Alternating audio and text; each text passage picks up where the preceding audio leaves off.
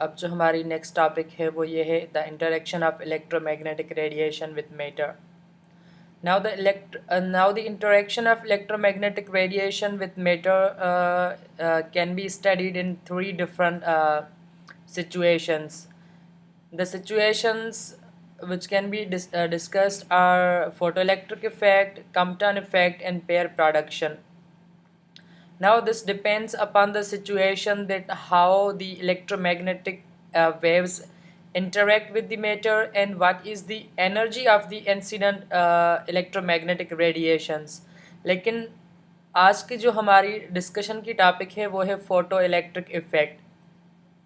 अब photo electric effects को समझने से पहले I want to just revise the model of atom ताकि आपको थोड़ा जहन में वापस रिकॉल हो जाए कि इलेक्ट्रॉन और प्रोटॉन की जो आपस में इंटरेक्शन है वो क्या है, एक एटम की जो स्ट्रक्चर है वो क्या है, एंड जो हमारे पास फोटॉन्स जाके इलेक्ट्रॉन्स को हिट करते हैं या इलेक्ट्रॉन्स फोटॉन्स को इमिट करते हैं तो वो कैसे होते हैं. तो let's see an atomic model. अब हमारे पास जो मोस्ट फेमस एटॉमिक मॉडल है वो है बोहर्स एटॉमिक मॉडल. अब बोहर्स एटॉमिक मॉडल के अकॉर्डिंग अब जो प्रोटॉन हमारा न्यूक्लियस में है एंड इलेक्ट्रॉन उसके सराउंडिंग सर्कुलेट कर रहा है. और इसके अलावा मैं आपको बताऊं कि आप एक सिचुएशन कंसीडर करें. उस सिचुएशन को कंसीडर यूँ करें कि यहाँ पे ये जो आपको साइन नज़र आ रही है यहाँ पे फ़र्ज़ करो कि एक प्रोटॉन पड़ा है, ठीक है, और फ़र्ज़ करो पे यहाँ पे कोई इलेक्ट्रॉन नहीं है. इलेक्ट्रॉन एक इससे बहुत दूर किसी इन्फिनिटी जगह पे पड़ा है जहाँ पे इस प्रोटॉन की जो इलेक्ट्रिक फील्ड निकल रही है वो उसकी वैल्यू ज़ीरो है.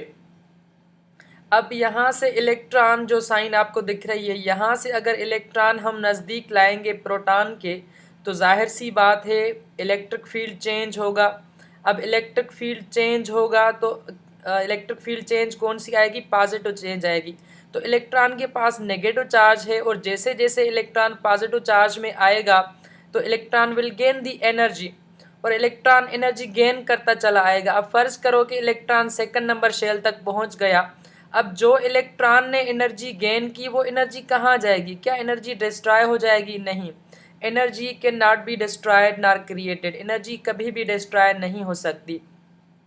तो यहाँ पे सेकंड नंबर पे जो जो इलेक्ट्रॉन आ गया उसकी कुछ एनर्जी यहाँ पे जो सर्कुलेटिंग स्पीड है उसमें कन्वर्ट हो जाएगी और कुछ एनर्जी जो उसने इलेक्ट्रॉन ने क्या किया उस कुछ एनर्जी को इन the form of photon, in the form of electromagnetic waves उसने बाहर एमिट कर दिया in the space, in the universe.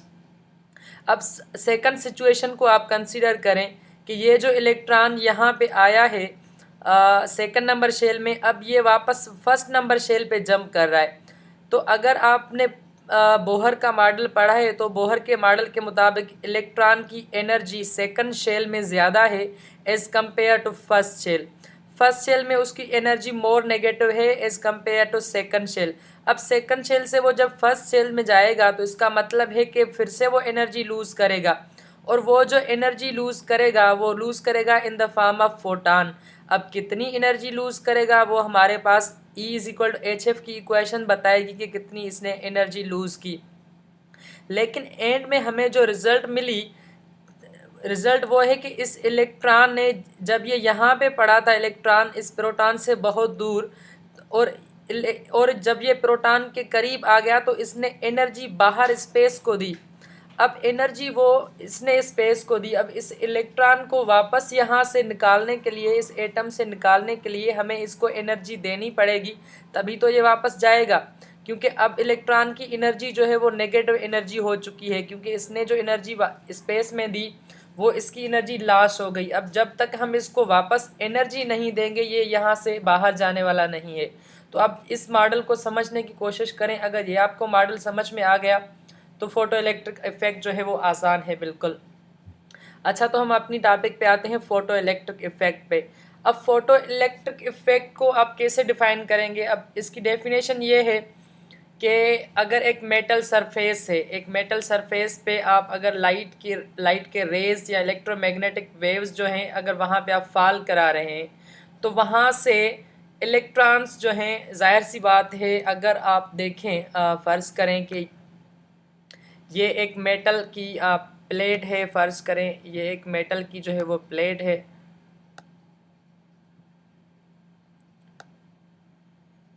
ये एक मेटल की प्लेट है, ठीक है। अब ये पूरा जो इसका सरफेस है ये एटम्स से भरा हुआ है। अब एटम्स की स्ट्रक्चर क्या है? एटम्स की स्ट्रक्चर ये है, फर्ज करो कि अब इस पे लाइट रेज जो है वो हिट कर रहे हैं। अब ये तो हमारे पास एक एटम है, लेकिन जब हम मेटल का सरफेस लेते हैं तो उसमें बहुत सारे एटम्स होते हैं, millions and billions of atoms होते हैं, ठीक है। तो अ, जो हमारे पास एटम्स हैं वो millions and billions of atoms हैं, ठीक है। अब हमारे पास जो लाइट रेज हिट कर रहे हैं वो जाहिर सी बात है इलेक्ट्रॉन्स को भी हिट करेंगे, क्योंकि वो कंसनट्रेटेड हैं, जाहिर सी बात है। अब जो इलेक्ट्रॉन्स को लाइट रेज हिट करेंगे तो वो इलेक्ट्रॉन उस लाइट रे को क्या करेगा? एब्जॉर्ब करेगा। उस लाइट को इलेक्ट्रॉन क्या करेगा? एब्जॉर्ब करेगा। एब्जॉर्ब करने के बाद उस इलेक्ट्रॉन की एनर्जी बढ़ जाएगी। अगर उसने इतनी एनर्जी एब्जॉर्ब कर ली ताकि वो फर्स्ट शेल से जंप करके सेकंड शेल में आ जाए, तो वो फर्स्ट शेल से जंप करके सेकंड शेल में आ जाएगा। अगर उस फोटान की जो उस इलेक्ट्रॉन को हिट कर रहा है उसकी एनर्जी ज़्यादा है, तो वो इलेक्ट्रॉन जो है वो एनर्जी एब्जॉर्ब करके इस प्रोटॉन की जो टेरिटरी है उससे बिल्कुल बाहर निकल जाएगा। अब इसी को हम कहते हैं कि फोटो इलेक्ट्रिक इफेक्ट।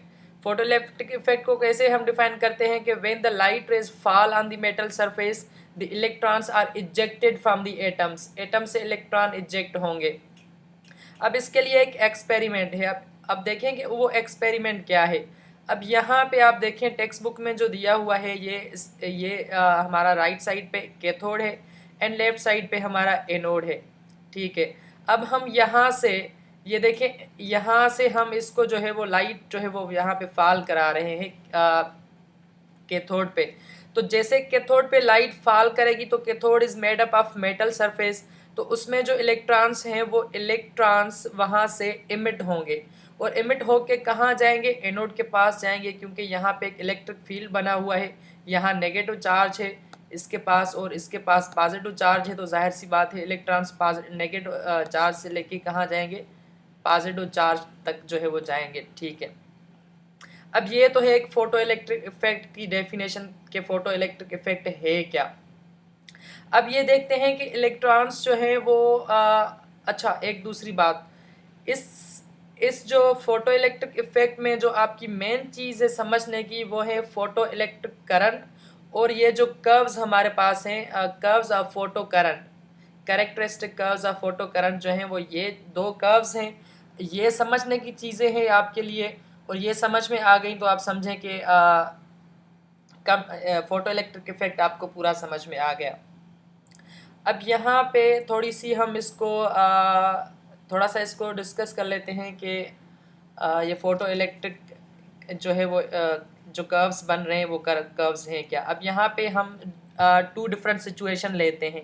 एक सिचुएशन ये है कि जिस सिचुएशन में हम ये यहाँ पे जो वाई एक्सिस है, यहाँ पे ये वाई एक्सिस हमें बता रही है कि फ़ोटो इलेक्ट्रिक करंट की इंटेंसिटी क्या है, ठीक है।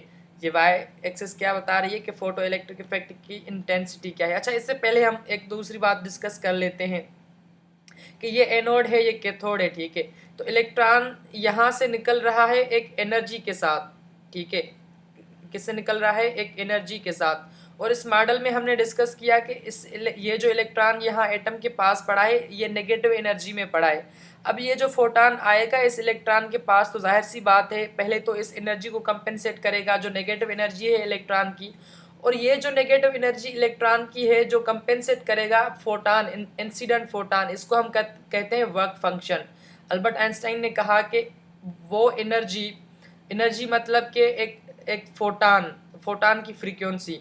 अब उतनी फोटान की फ्रीक्वेंसी जिसकी वजह से ये इलेक्ट्रॉन इस प्रोटॉन से आज़ाद हो जाए उसको हम कहते हैं वर्क फंक्शन, ठीक है।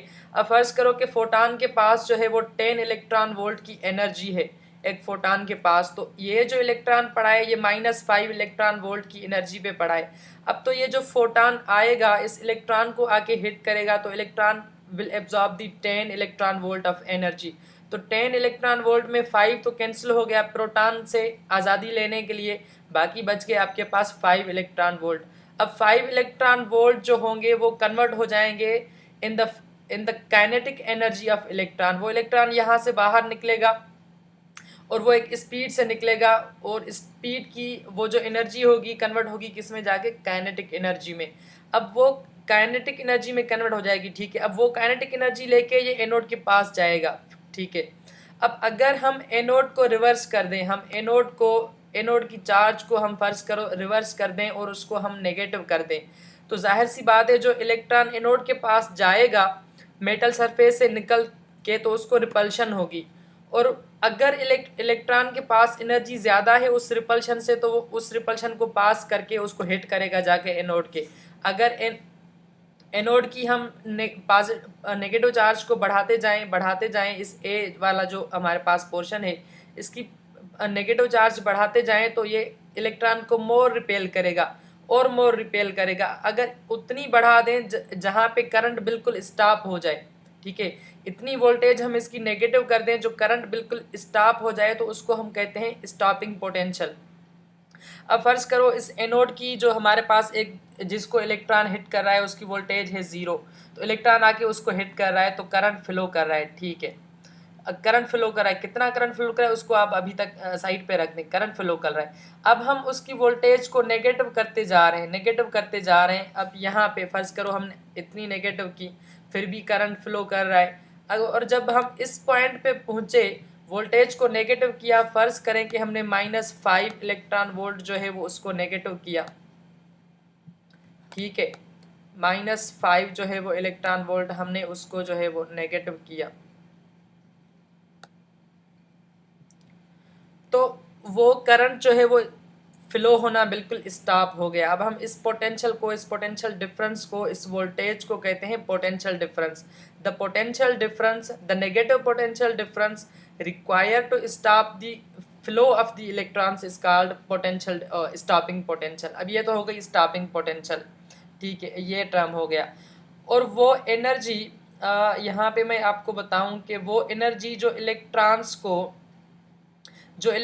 को एटम से निकलने के लिए चाहिए उसको हम कहते हैं वर्क फंक्शन। और वर्क फंक्शन को हम यहाँ पे जो है वो ऐसे रिप्रेजेंट करते हैं, वर्क फंक्शन की ये साइन है हमारे पास, ठीक है। और ये आप देखें कि हम इस इक्वेशन को समझने की कोशिश करते हैं कि हमने पढ़ा है कि एक तो इलेक्ट्रॉन के पास जो जिस वजह से इलेक्ट्रॉन जो है वो अगेंस्ट द पोटेंशियल डिफरेंस जा रहा था, वो जा रहा था because of the kinetic energy. और वो एनर्जी हम मेजर कर सकते हैं, इन अदर वर्ड्स के इलेक्ट्रॉन की काइनेटिक एनर्जी कितनी थी वो हम मेजर कर सकते हैं इस इक्वेशन से, क्योंकि ये इक्वेशन हमने पहले पढ़ी थी कि energy is equal to voltage multiplied by charge. अब इस वोल्टेज को हमने V0 कह दिया क्योंकि स्टॉपिंग पोटेंशियल का इसको हमने नाम दिया, और E क्या है, चार्ज ऑफ इलेक्ट्रॉन, और वो against the field of electric field जा रहा है, ठीक है। अब ये एम मास है, वी वेलोसिटी ऑफ इलेक्ट्रॉन है, काइनेटिक एनर्जी ऑफ इलेक्ट्रॉन है, ठीक है। एक तो बात ये हो गई। दूसरी बात आप देखें कि जो एनर्जी है वो बराबर है HF के अकॉर्डिंग टू प्लैंक्स थ्योरी। और हमारे पास इंसिडेंट फोटॉन की एनर्जी, अब जो काइनेटिक एनर्जी आई इलेक्ट्रॉन के पास वो कितनी है, वो एनर्जी अगर आप देखें तो ये एटम का मॉडल देखें। अगर फर्ज करो कि 10 इलेक्ट्रॉन वोल्ट का फोटॉन हमने इलेक्ट्रॉन को दिया, तो इलेक्ट्रॉन के पास 5 तो नेगेटिव एनर्जी थी, 5 तो उसमें कैंसिल हो गई जिसको हमने वर्क फंक्शन का नाम दे दिया, ठीक है। बाकी जो एनर्जी बची वो उसकी काइनेटिक एनर्जी में कन्वर्ट हो गई। तो ये इक्वेशन बस इसी प्रिंसिपल को समझाती है कि इंसिडेंट रे की जो एनर्जी है हमारे पास, उससे अगर आप वर्क फंक्शन माइनस करें, ये वर्क फंक्शन अगर उससे आप माइनस करें, तो बाकी जो एनर्जी बचेगी वो कन्वर्ट हो जाएगी in the kinetic energy of photo electron, ठीक है। फोटो इलेक्ट्रॉन हम उसको कहते हैं कि जो कि लाइट के हिट होने के बाद जो इलेक्ट्रॉन मेटल सरफेस से निकलता है in the photo electric phenomena, तो उसको हम फोटो इलेक्ट्रॉन कहते हैं। तो फोटॉन की एनर्जी को हम लिख सकते हैं HF, वर्क फंक्शन को हम इससे रिप्रेजेंट करते हैं, और ये बराबर हो जाएगा maximum kinetic energy of electrons. अगर हम ये कह दें कि फोटॉन की जो एनर्जी थी वो एनर्जी वर्क फंक्शन के बराबर हो जाए। मसलन फ़र्ज़ करो कि ये इसकी -5 इलेक्ट्रॉन वोल्ट की एनर्जी थी और जो फोटान था वो भी -5, ये जो फोटान हमने इसको हिट करवाया वो भी 5 इलेक्ट्रॉन वोल्ट का था। तो इसको कोई भी काइनेटिक एनर्जी नहीं मिलेगी, जस्ट ये एटम से एस्केप कर जाएगा और वर्क फंक्शन बराबर हो जाएगा। किसके बराबर हो जाएगा? H F not minus work function बराबर हो जाएगा 0 के, क्योंकि काइनेटिक एनर्जी कोई नहीं बची। और हम वर्क फंक्शन को इस इक्वेशन के इस साइड पे ले आएँ तो ये पॉजिटिव हो जाएगा, तो वर्क फंक्शन बराबर हो जाएगा एच एफ नॉट के। अब एफ नॉट क्या है? एक थ्रेशोल्ड है फ्रीक्वेंसी का, जो कि हमें चाहिए उस इलेक्ट्रॉन को एटम से निकालने के लिए चाहिए। हम इसको कहते हैं threshold frequency.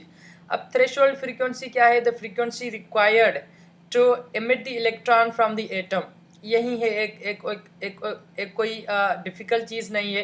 It is just the frequency और the amount of energy required to emit the electron from its atom.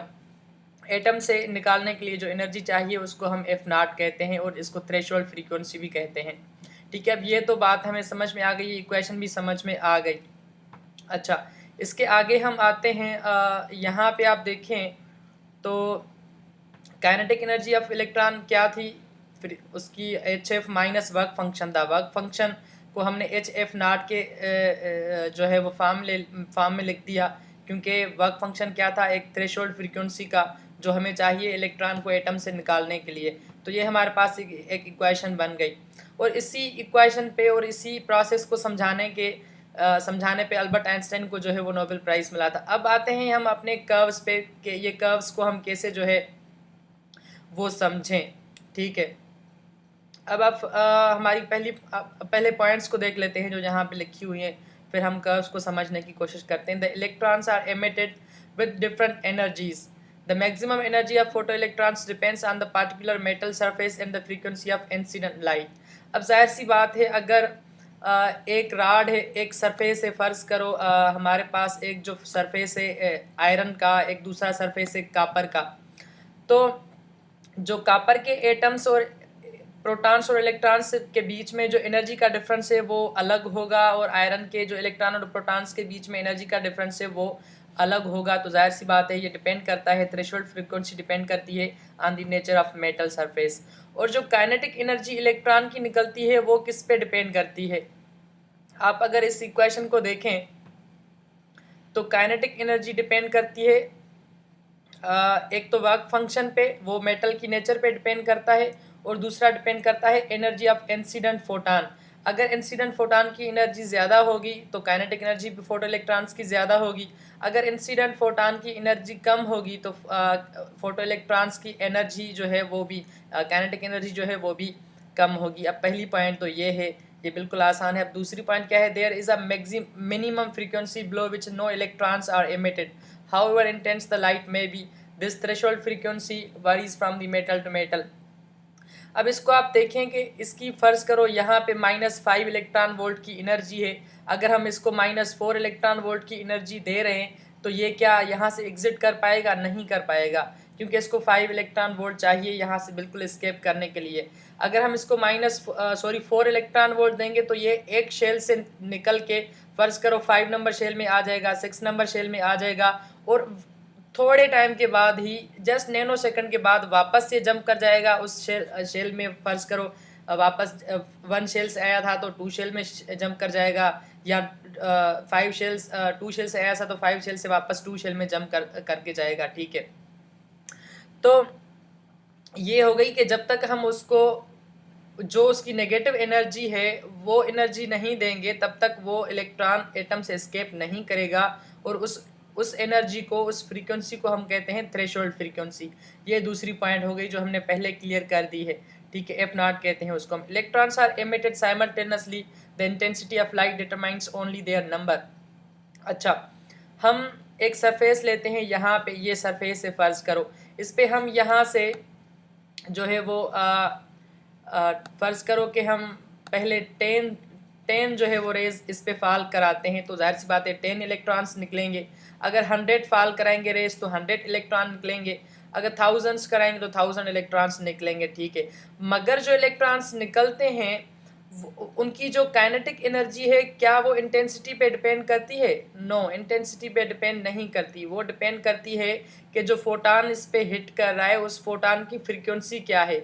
जितनी फ्रीक्वेंसी उसकी ज़्यादा होगी उसी एनर्जी से इलेक्ट्रॉन इस मेटल सरफेस से बाहर निकलेंगे और उतनी ही ज़्यादा हमें पोटेंशियल चाहिए होगी उस इलेक्ट्रॉन को जो है वो स्टॉप करने के लिए।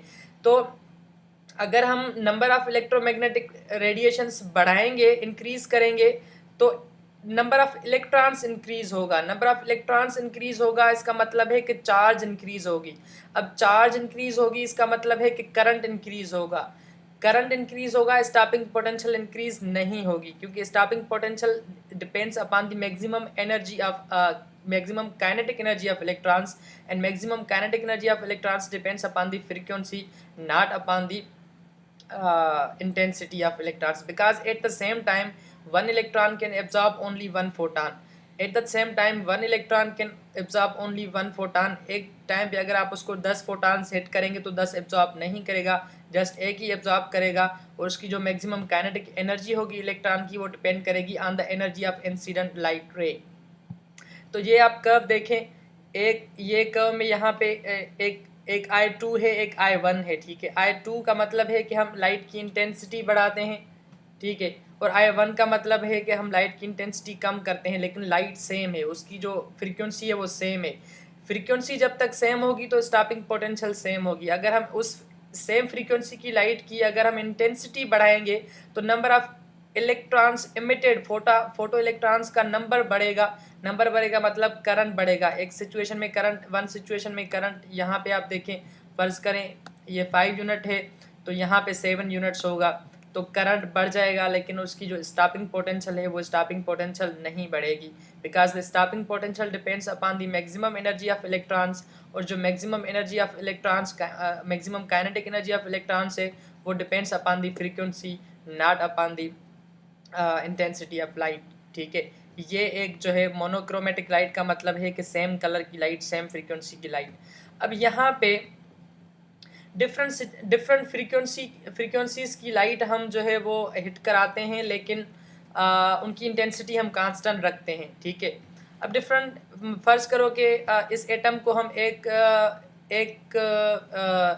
फोटान देते हैं जिसकी एनर्जी है 7 जो है वो इलेक्ट्रॉन वोल्ट, तो 5 तो कैंसिल हो जाएगी इसकी वर्क फंक्शन में, बाकी कितनी बचेगी 2 इलेक्ट्रॉन्स। अब ये 2 इलेक्ट्रॉन वोल्ट्स, अब ये इलेक्ट्रॉन जो F1 केस में है इसके पास कितनी काइनेटिक एनर्जी है 2 इलेक्ट्रॉन वोल्ट्स। अब ये 2 इलेक्ट्रॉन वोल्ट्स के काइनेटिक एनर्जी के साथ ये कितना पोटेंशियल डिफरेंस बर्दाश्त कर सकता है, अपने फील्ड के कितने अगेंस्ट जा सकता है। फर्ज करते हैं हम ये 0 से लेकर यहाँ तक 5 यूनिट्स के अगेंस्ट ये जा सकता है, ठीक है। और जो दूसरे केस में हमने इसको जो है वो कितनी एनर्जी दे दी, हम फर्ज करो कि हमने 9 इलेक्ट्रॉन वोल्ट्स दे दी, तो 5 तो कैंसिल हो जाएंगे वर्क फंक्शन में, बाकी बचते हैं 4 इलेक्ट्रॉन वोल्ट्स, और वो 4 इलेक्ट्रॉन वोल्ट्स कन्वर्ट हो जाएंगे in the kinetic energy of electrons. और वो इलेक्ट्रॉन जो सेकंड केस में है, ये जो सेकंड कर्व बन रहा है इसके पास 4 इलेक्ट्रॉन वोल्ट की एनर्जी है, तो जाहिर सी बात है इसको स्टॉप करने के लिए ज़्यादा पोटेंशियल डिफरेंस, ज़्यादा नेगेटिव पोटेंशियल डिफरेंस चाहिए। तो इसके लिए फ़र्ज़ करो कि 5 वोल्ट्स, 5 मिली वोल्ट्स या माइक्रो वोल्ट्स चाहिए होते थे, तो इसके लिए जाहिर सी बात है इसके पास 2 इलेक्ट्रॉन वोल्ट की एनर्जी थी, इसके पास 4 इलेक्ट्रॉन वोल्ट की एनर्जी है, तो इसके लिए पोटेंशियल डिफरेंस जो चाहिए वो डबल चाहिए होगा। इसके लिए 5 होगा तो इसके लिए 10 जो है वो मिली वोल्ट्स या माइक्रो वोल्ट्स चाहिए होंगे। तो इसका मतलब ये है कि अगर हम इंसिडेंट लाइट की डिफरेंट फ्रीक्वेंसीज इस्तेमाल करते हैं तो जिस लाइट की फ्रीक्वेंसी ज़्यादा है उसको हमें उसके लिए हमें स्टॉपिंग पोटेंशियल ज़्यादा चाहिए, और जिसकी फ्रीक्वेंसी कम है उसके लिए स्टॉपिंग पोटेंशियल कम चाहिए। And stopping potential does not depend upon the intensity of light, stopping potential depends upon the frequency of incident light. और ये जो है वो दूसरा कर्व है हमारे पास। अब कितनी भी इंटेंसिटी बढ़ा क्यों ना दें, जब तक वो फ्रीक्वेंसी एक इलेक्ट्रॉन की उस वर्क फंक्शन को कैंसिल कर दे पहले, और फिर उसकी काइनेटिक एनर्जी में बाकी जो बचे कन्वर्ट हो जाए, तब तक वो इलेक्ट्रॉन्स वहाँ से नहीं निकलेंगे। अच्छा, अब आते हैं हमारे पास जो एप्लीकेशन है फोटो इलेक्ट्रिक इफेक्ट की, ठीक है। अच्छा, इससे पहले हम कहते हैं कि explanation on the basis of quantum theory, तो मैंने आपको बता दिया है, जस्ट हम रिवाइज करते हैं कि आइंस्टाइन ने एक्सटेंड किया idea of quantization of energy के energy is in the form of quanta, और इस एनर्जी को हम एच एफ की तरफ एच एफ लिख सकते हैं। और इंसिडेंट फोटॉन की एनर्जी माइनस वर्क फंक्शन मतलब वो कि जो इलेक्ट्रॉन को बाहर निकालने के लिए एनर्जी चाहिए उसको हम माइनस करेंगे तो बाकी एनर्जी जो बचेगी इलेक्ट्रॉन की वो कन्वर्ट हो जाएगी इन the form of kinetic energy of photo electrons. और वो जो फोटो इलेक्ट्रॉन्स की काइनेटिक एनर्जी है वो उस इलेक्ट्रॉन को वहाँ से बाहर जो है वो ले जाएगी। ये हमने पूरी इक्वेशन समझ ली, ठीक है। अब इसके बाद हम समझते हैं कि फोटो सेल क्या है। अब फोटो सेल हम उसको कहते हैं कि एक आप यहाँ पे फ़र्ज़ करो कि एक आप कैथोड रख लो और एक आप यहाँ पे एनोड रख लो और इस कैथोड को आप लाइट जो है वो हिट कराओ, ठीक है। और इसको आप इस सर्किट में जो है वो इसको आप सर्किट में जो है वो कनेक्ट कर लो। ये यहाँ पे आप कनेक्ट नहीं करेंगे बीच में, ये इसको आप काट दो। मैंने यहाँ पे सेटिंग का थोड़ा सा इसमें मसला आ रहा था, सॉरी। अच्छा ठीक है, बस अब ये जो है ये कनेक्टेड है इसमें, ठीक है, ये आपस में कनेक्टेड हैं। तो अब जैसे ही हम यहाँ पे लाइट हिट कराएंगे तो यहाँ से इलेक्ट्रॉन ट्रेवल करके यहाँ जाएंगे इलेक्ट्रॉन्स, ठीक है। यहाँ पे इलेक्ट्रॉन्स जो है वो ट्रेवल करके एनोड को हिट करेंगे। जैसे एनोड को हिट करेंगे तो ये एक कंप्लीट सर्किट बन जाएगा, क्लोज सर्किट बन जाएगा और यहाँ से एनर्जी जो है वो जो करंट है जो है वो फ्लो करेगा, करंट हमारे पास इससे फ्लो करेगा। अब इसकी बहुत सी एप्लीकेशंस हैं। एक एप्लीकेशन तो इसकी मैं आपको ये बता दूँ कि सोलर सिस्टम्स जो हमारे होते हैं वो भी इसी पे बेस्ड हैं, क्योंकि सन की यहाँ से लाइट आ रही है और यहाँ पे हिट कर रही है और यहाँ पे हिट करने के बाद जो है वो यहाँ पे एनोड से कैप्चर हो रहे हैं इलेक्ट्रॉन वो सर्किट में हमारे पास ऐसे ही सर्किट में रिवॉल्व हो रहे हैं। और जैसे ही रिवॉल्व हो रहे हैं तो हम उनसे उनकी जो एनर्जी है उससे हम जो है वो यूज़ लेते हैं, उसको हम इलेक्ट्रिकल एनर्जी को मैकेनिकल एनर्जी में फ़ैन के फार्म में, एसी के फार्म में कन्वर्ट करके हम उससे यूज़ लेते हैं, ठीक है। और दूसरा इनका मैं आपको यूज़ बता दूं कि आप फ़र्ज़ करो कि एक गेट है और गेट की एक राइट साइड पे एक कैथोड लगा हुआ है और लेफ़्ट साइड पे एक जो है वो एनोड लगा हुआ है, ठीक है। यहाँ पे एक कैथोड लगा हुआ है, यहाँ पे एक एनोड लगा हुआ है और यहाँ पे इसके ऊपर हमने छोटी सी एक इंफ्रारेड जो है वो लाइट लगा ली। अब जैसे ही लाइट इसके ऊपर फॉल करेगी तो करंट जो है वो सर्किट में फ़्लो करेगा। अगर कोई इंसान यहाँ से फ़र्ज़ करो कि इंसान यहाँ से क्रॉस कर रहा है और या एक इंसान या कोई भी ऑब्जेक्ट यहाँ से क्रॉस कर रहा है, ठीक है। अब ये क्रॉस कर रहा है तो ये जो लाइट यहाँ पे फॉल हो रही थी ये डिस्टर्ब हो जाएगी। अब ये डिस्टर्ब हो जाएगी तो जो करंट यहाँ पे फ़्लो कर रहा था वो करंट सर्किट का डिस्टर्ब हो जाएगा और वो डिस्टर्ब हो जाएगा तो ज़ाहिर सी बात है एक सर्किट को सिग्नल मिलेगा और जो सिग्नल हमें वहाँ पे हमने जो सेटिंग की होती है वो हम उस सेटिंग जो है वो फ़र्ज़ करो हमने अलार्म रखा है कि अगर ये करंट जो है वो फ़्लो बंद हो जाएगा तो अलार्म बजना शुरू हो जाएगा, तो वो वहाँ पे अलार्म बजना शुरू हो जाएगा। अगर हमने सिस्टम रखा है कि एक क्लोज्ड गेट है और जब ये करंट यहाँ पे बंद हो जाए तो वो गेट खुल जाए तो वो गेट ओपन हो जाएगी। तो ये इसके यूजेस हैं फ़ोटो इलेक्ट्रिक इफेक्ट के। अच्छा, उनमें से सिक्योरिटी सिस्टम्स में है, जैसे ज़ाहिर सी बात है आप गेट्स पे लगा लें तो कोई अगर पर्सन आप ऑन कर देते हैं फोटो इलेक्ट्रिक सेल्स को तो कोई एक ऑब्जेक्ट या कोई पर्सन उससे क्रॉस करता है तो वो अलार्म बजना शुरू हो जाएगा। काउंटिंग सिस्टम में इसका यूज़ है, ऑटोमेटिक डोर सिस्टम्स में, ऑटोमेटिक स्ट्रीट लाइटिंग में और या बाकी भी